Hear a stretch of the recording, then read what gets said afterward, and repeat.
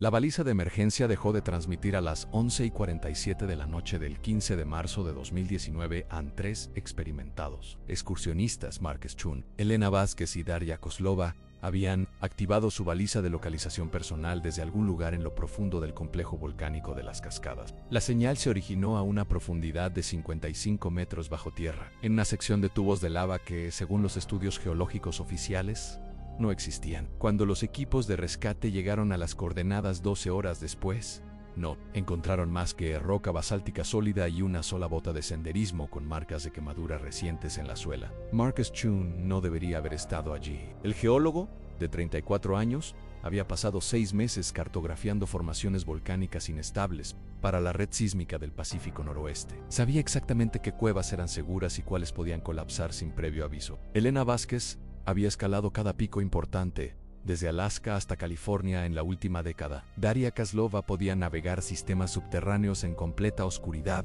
usando solo el sonido y la presión del aire. No eran aficionados de fin de semana que se perdieron por sacarse selfies. La pregunta que atormentó a los investigadores durante 5 años no era cómo desaparecieron, sino cómo lograron enviar una señal de socorro desde un lugar que no podía existir. La última fotografía subida a la cuenta de Instagram de Marques los mostraba a los tres de pie en la entrada de lo que parecía una catedral natural, esculpida en vidrio volcánico negro. La marca de tiempo indicaba las 2:33 de la tarde del 15 de marzo. Los datos de geolocalización los situaban en coordenadas que caían directamente dentro de una montaña. El último mensaje de texto de Elena a su hermana llegó 47 minutos después. Hemos encontrado algo increíble aquí abajo. La señal está débil, llamaré cuando salgamos a la superficie. Los registros de su teléfono mostraron que el mensaje fue enviado desde 73 metros bajo el nivel del suelo. Lo que los equipos de rescate descubrieron 5 años después cambió todo lo que creían saber. Sobre la desaparición de 2019, espeleólogos que trabajaban para un estudio minero privado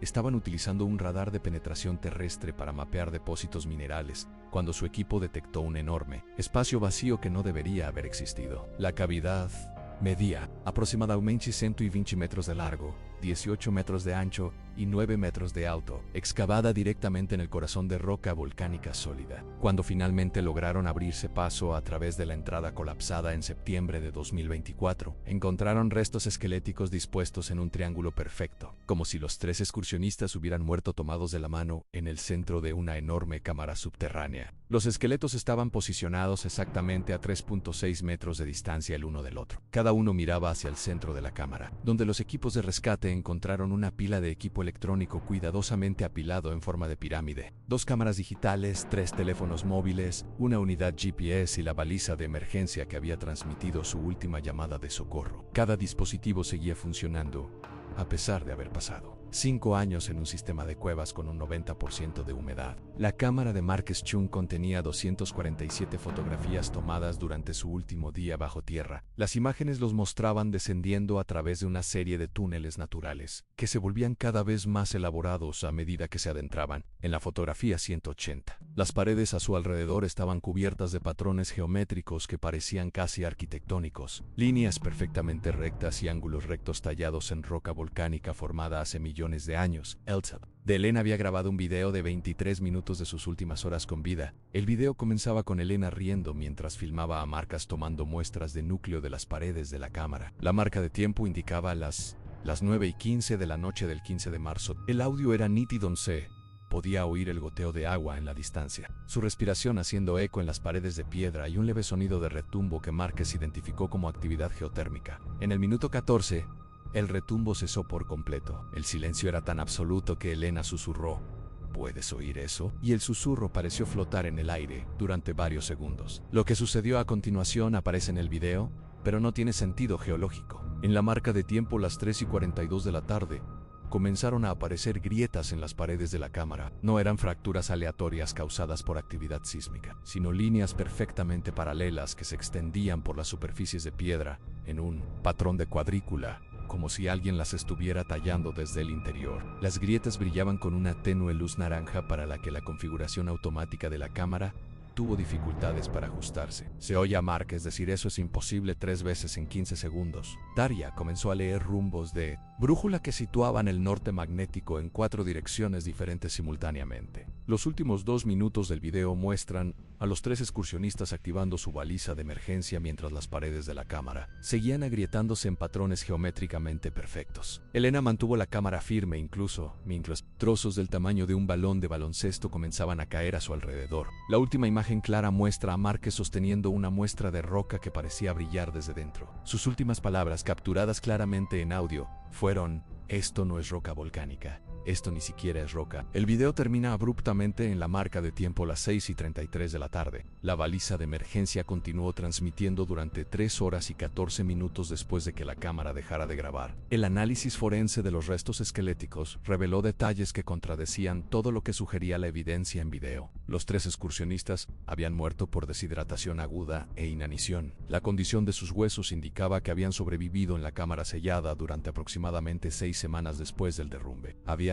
consumido sus provisiones de alimentos de emergencia, sus botas de cuero y finalmente su propia ropa antes de morir de desnutrición. La disposición de sus esqueletos sugería que habían muerto con horas de diferencia entre sí, aún dispuestos en la misma formación triangular donde los equipos de rescate los encontraron 5 años después. Pero la cámara sellada no contenía ninguna fuente de agua, ni alimentos, ni circulación de aire respirable. El análisis atmosférico mostró niveles de oxígeno que los habrían matado en 72 horas. La temperatura de la cámara promediaba 8 grados Celsius, lo suficientemente fría como para preservar material orgánico, pero no lo suficiente como para explicar cómo 3 personas sobrevivieron durante 6 semanas en un espacio del tamaño de un aula grande. El equipo geológico de Márquez Chun registró datos ambientales durante todo su tiempo en la cámara. Los sensores registraron la temperatura, la humedad, la presión del aire y la actividad sísmica cada 15 minutos hasta que las baterías se agotaron 43 días después de que quedaran sellados. Los datos mostraron que las condiciones atmosféricas de la cámara permanecieron completamente estables durante todo el periodo de 6 semanas, sin fluctuaciones de temperatura, sin cambios en la presión del aire, sin actividad sísmica que indicara derrumbes continuos o cambios geológicos. Las lecturas ambientales también registraron algo que los científicos atmosféricos todavía están tratando de explicar. A partir del día 12 de su encierro, los sensores comenzaron a detectar trazas de metano, sulfuro de hidrógeno y dióxido de azufre en la atmósfera de la cámara. Pero las concentraciones aumentaron constantemente durante los 31 días restantes, alcanzando niveles que deberían haber sido inmediatamente letales. Las lecturas finales de los sensores,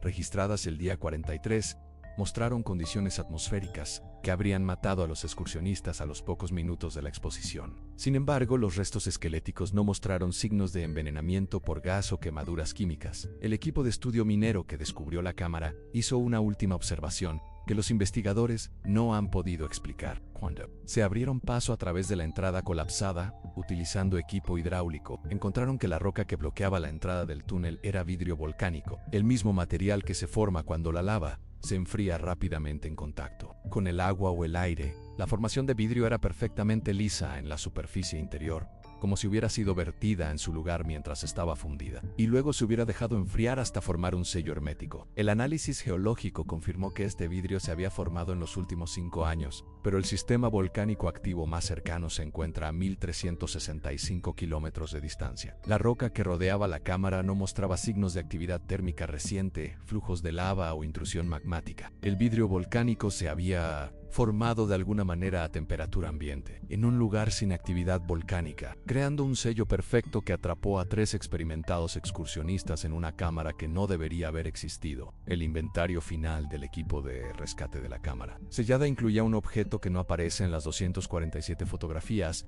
ni en el video de 23 minutos grabado por las víctimas. Yacía directamente debajo de la pirámide de equipo electrónico, un trozo de roca volcánica que no coincidía con ninguna formación mineral conocida en el noroeste del Pacífico. La muestra pesaba exactamente 3.6 kilogramos y era perfectamente esférica, como si hubiera sido tallada con herramientas mecánicas. Cuando los investigadores intentaron tomar muestras de núcleo para su análisis, sus brocas con punta de diamante no pudieron penetrar la superficie. La muestra de roca se almacena actualmente en las instalaciones de investigación de la Red Sísmica del Pacífico Noroeste en Seattle. Ha sido fotografiada, radiografiada y sometida a todas las técnicas de análisis no destructivas disponibles para la geología moderna. La estructura interna parece ser completamente sólida, sin bolsas de aire, formaciones cristalinas o variaciones minerales. La temperatura de la superficie permanece constante en exactamente 37 grados Celsius, independientemente de la temperatura ambiente en las instalaciones de almacenamiento. 5 años después de que Márquez Chun, Elena Vázquez y Daria Kozlova entraran en un sistema de cuevas no cartografiado y nunca regresaran, los investigadores han concluido su caso con más preguntas que respuestas. 3 experimentados entusiastas del aire libre murieron de inanición en una cámara que no contenía alimentos, ni agua, ni aire respirable. Sobrevivieron durante 6 semanas en condiciones que deberían haberlos matado en 3 días. Fueron encontrados en un lugar que no existía ningún estudio geológico, sellados detrás de una pared de vidrio volcánico que se formó sin ninguna actividad volcánica. La causa oficial de la muerte sigue figurando como exposición accidental durante una expedición recreativa de espeleología. El expediente del caso contiene 1247 páginas de informes de investigación, análisis forense y datos ambientales. También contiene una única recomendación de que todos los permisos de senderismo para el complejo volcánico de las Cascadas requieran un tamaño mínimo de grupo de 4 personas y controles obligatorios cada 24 horas. La entrada al tubo de lava donde los 3 excursionistas comenzaron su descenso final ha sido sellada permanentemente con hormigón. Las coordenadas GPS han sido eliminadas de todas las bases de datos geológicas públicas. La cámara donde murieron sigue siendo accesible solo a través de un único túnel que requiere equipo especializado y guías profesionales para navegar con seguridad. Pero a veces, en noches despejadas con condiciones atmosféricas perfectas, los operadores de radio en el noroeste del Pacífico informan haber captado débiles señales de baliza de emergencia desde las mismas coordenadas donde Márquez, Elena y Daria transmitieron su última llamada de socorro. Las señales duran exactamente 3 horas y 14 minutos antes de cortarse abruptamente. Siempre comienzan a transmitir a las 11:47 de la noche del 15 de marzo. La investigación sobre lo que sucedió durante esas últimas 6 semanas bajo tierra comenzó con la hermana de Elena Vázquez, Carmen, quien se negó a aceptar la explicación oficial. Carmen contrató a un experto forense privado para analizar el video fotograma a fotograma. Lo que descubrieron en el fondo de la última grabación de Elena cambió todo lo que los investigadores creían entender sobre la cámara donde murieron 3 personas. En la marca de tiempo, las 4:23 de la tarde, mientras Elena filmaba a Márquez examinando las grietas luminosas en la pared, algo se movió en la oscuridad detrás de Daria Kozlova. El movimiento duró exactamente 4 fotogramas, menos de un segundo. Cuando el metraje fue mejorado y ralentizado, mostró una silueta humanoide de aproximadamente 2.1 metros de altura, de pie e inmóvil en el rincón más alejado de la cámara. La figura parecía llevar ropa, pero la resolución del video era demasiado baja para distinguir detalles específicos. Lo que estaba claro era que la figura permaneció perfectamente quieta mientras trozos de techo se desplomaban a su alrededor. El experto forense procesó el metraje mejorado a través de un software de reconocimiento facial diseñado para condiciones de poca luz. Los resultados indicaron que la silueta poseía proporciones humanas, pero con una altura que la situaría en el percentil 99 para hombres. Más inquietante fue el análisis de la postura, que sugería que los brazos de la figura colgaban más allá de sus rodillas, proporciones que no existen en la anatomía humana normal. Carmen Vázquez llevó esta evidencia a la oficina del sheriff del condado de Keene en octubre de 2024, a la detective Sarah Mitchell, quien había trabajado originalmente en el caso de personas desaparecidas en 2019, accedió a reabrir la investigación. Lo que la detective Mitchell descubrió en la sala de pruebas del departamento no había sido mencionado en ninguno de los informes oficiales. Entre los efectos personales de Márquez Chun recuperados de la cámara sellada, se encontraba un cuaderno de campo que contenía 73 páginas de observaciones manuscritas. El cuaderno documentaba su descenso al sistema de cuevas hora por hora, comenzando a las 11:30 del 15 de marzo. Márquez había registrado la temperatura del aire, los niveles de humedad y las lecturas de presión atmosférica cada 30 minutos. Pero a partir de la página 31, su letra se volvió cada vez más errática y sus observaciones pasaron de mediciones científicas a experiencias personales que no tenían sentido racional. En la página 43, con fecha del 16 de marzo a las 3 de la madrugada, Márquez escribió: en Elena sigue hablando con alguien a mi espalda, pero cuando me doy la vuelta no hay nadie. Dice que nos ha estado siguiendo desde que pasamos la tercera cámara. Lo describe como alto, de brazos largos, pero yo no veo nada. Daria confirma que ella también lo ve. ¿Estoy perdiendo la cabeza o son ellos? La entrada, con fecha del 18 de marzo, página 49, contenía un boceto detallado de la cámara, donde más tarde se encontraron sus restos. Pero el dibujo de Márquez mostraba 4 figuras dispuestas en formación cuadrada, no el triángulo donde se descubrieron los esqueletos. La cuarta figura estaba dibujada significativamente más alta que las demás, con brazos que se extendían hasta los tobillos. Debajo del boceto, Marcas había escrito: no come nuestra comida, pero nunca parece tener hambre. No habla, pero de alguna manera entendemos lo que quiere. Quiere que nos quedemos aquí. La página 67, con fecha del 2 de abril, contenía la última entrada del cuaderno día 18. Elena murió esta mañana. Daria dice que el hombre alto llevó su cuerpo al centro de la cámara y la colocó en posición. Yo no lo vi, pero el cuerpo de Elena se movió durante la noche.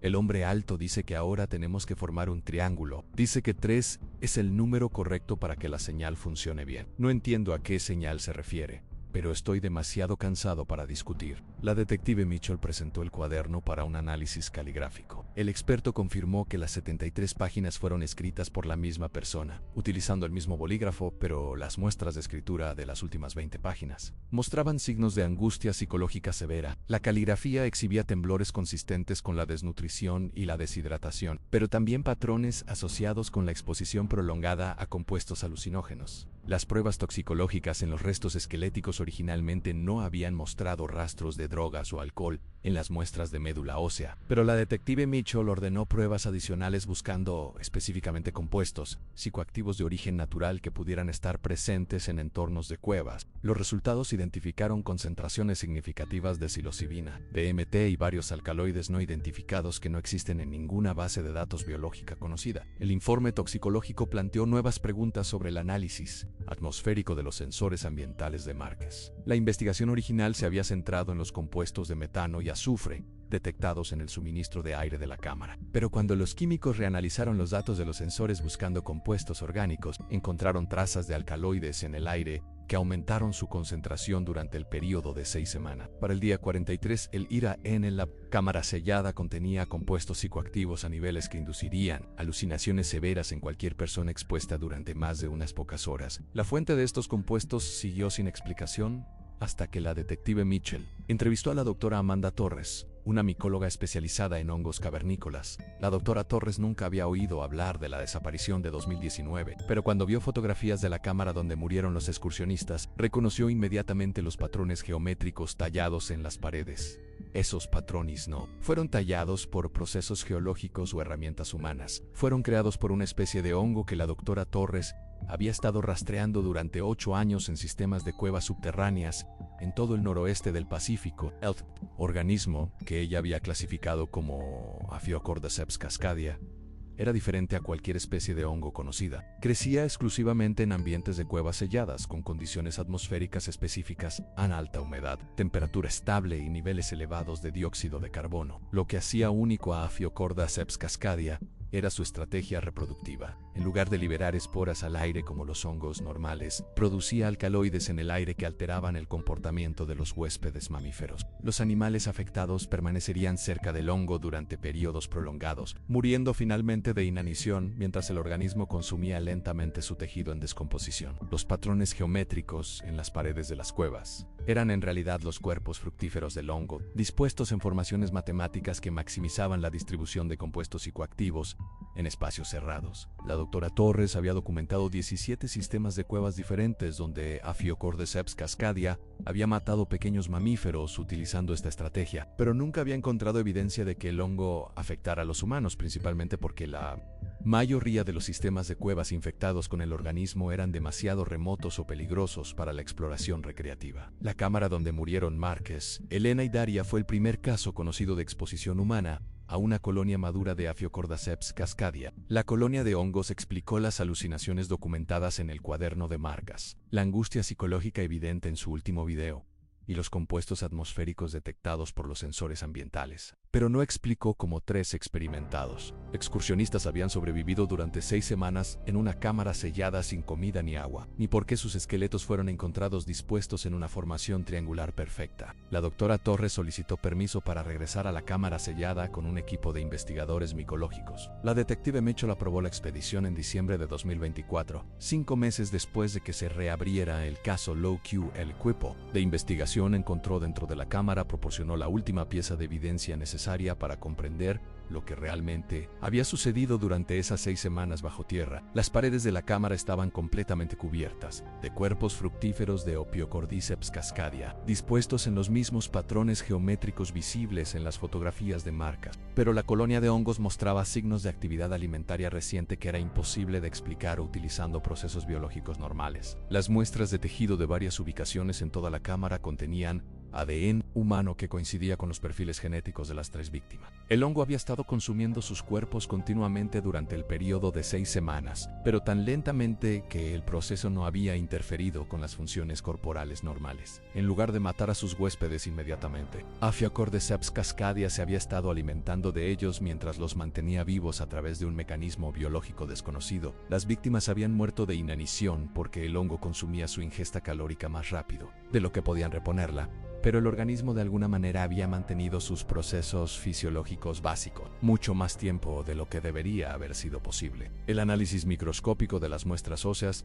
reveló filamentos fúngicos que habían crecido por toda la estructura esquelética mientras las víctimas aún estaban vivas. Los filamentos habían reemplazado porciones de médula ósea y tejido nervioso, creando una relación simbiótica que permitía al hongo controlar funciones motoras básicas, incluso después de que se hubiera producido la muerte cerebral. La formación triangular donde se descubrieron los esqueletos no era una posición que los excursionistas hubieran elegido voluntariamente, sino la disposición final impuesta por la colonia de hongos para optimizar el proceso de descomposición. El equipo de la doctora Torres pasó 4 días documentando la colonia madura de Ophiocordyceps cascadia antes de sellar la cámara permanentemente. Su investigación confirmó que el hongo había estado creciendo en la caverna subterránea durante al menos 200 años, posiblemente mucho más tiempo. Los patrones geométricos tallados en las paredes mostraban evidencia de ciclos de alimentación previos que involucraban a grandes mamíferos, alces, osos y posiblemente visitantes humanos primitivos que habían tropezado con el sistema de cuevas décadas o siglos antes. El informe final del equipo de investigación identificó a Ophiocordyceps cascadia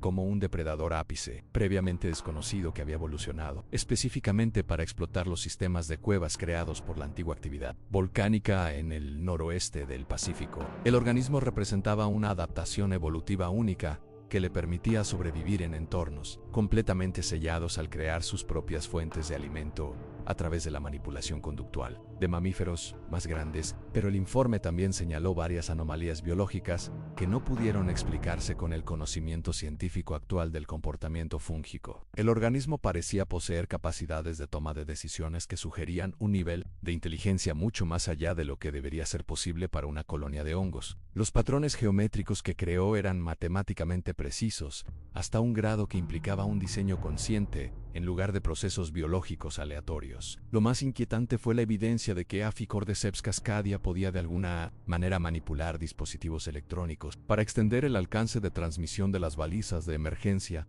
y las señales celulares. La investigación concluyó oficialmente en enero de 2025 con una determinación revisada de muerte accidental causada por la exposición a peligros biológicos desconocidos durante la exploración recreativa de cuevas. El expediente del caso fue clasificado bajo protocolos de investigación biológica que restringen el acceso público por un mínimo de 50 años. Todas las coordenadas GPS de la cámara sellada han sido eliminadas permanentemente de las bases de datos civiles y marcadas como áreas de entrenamiento militar restringidas. La detective Micho presentó su informe final con la recomendación de que todos los sistemas de cuevas en el noroeste del Pacífico sean inspeccionados para detectar la presencia de Ophiocordyceps cascadia antes de emitir futuros permisos de exploración. La recomendación fue aceptada por el Departamento Estatal de Recursos Naturales, pero el proceso de inspección fue clasificado como una investigación de salud pública que no requiere la divulgación pública de los hallazgos. Carmen Vázquez recibió los efectos personales de su hermana en febrero de 2025, incluyendo el equipo de cámara de Elena y la ropa que llevaba cuando los equipos de rescate encontraron sus restos esqueléticos. Entre estos artículos se encontraba la cámara de respaldo de Elena,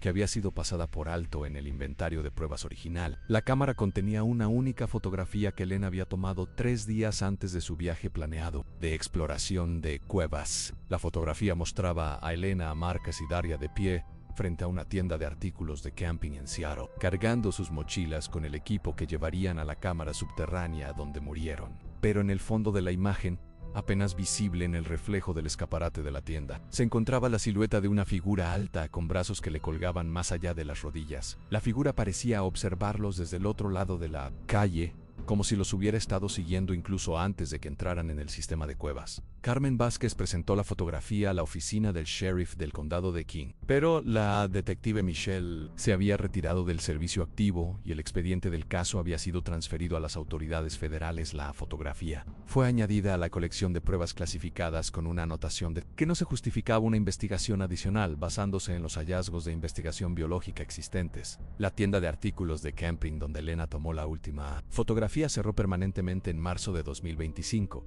El edificio fue comprado por una empresa de inversión privada y demolido para dar paso a un estacionamiento. No se proporcionó una dirección de reenvío para los propietarios anteriores de la tienda, y los registros de empleo del personal que trabajó allí durante la visita de Elena fueron transferidos a un archivo gubernamental no revelado. Los operadores de radio en el noroeste del Pacífico siguen informando de señales de baliza de emergencia desde las coordenadas de la cámara sellada cada 15 de marzo. Las señales ahora duran exactamente 6 horas y 28 minutos, el doble de la duración de la llamada de socorro original. Todavía comienzan a transmitir a las 11:47 de la noche, pero grabaciones recientes han detectado transmisiones de voz incrustadas en la señal electrónica de la baliza. Las grabaciones de voz son demasiado distorsionadas para una identificación clara, pero el análisis de audio sugiere 3 hablantes diferentes intentando comunicarse simultáneamente. La calidad de la transmisión mejora cada año, como si la fuente de la señal se estuviera volviendo más potente o los hablantes estuvieran aprendiendo a coordinar sus transmisiones de manera más efectiva. La grabación más reciente, capturada el 15 de marzo de 2025, contenía un breve mensaje lo suficientemente claro para su transcripción.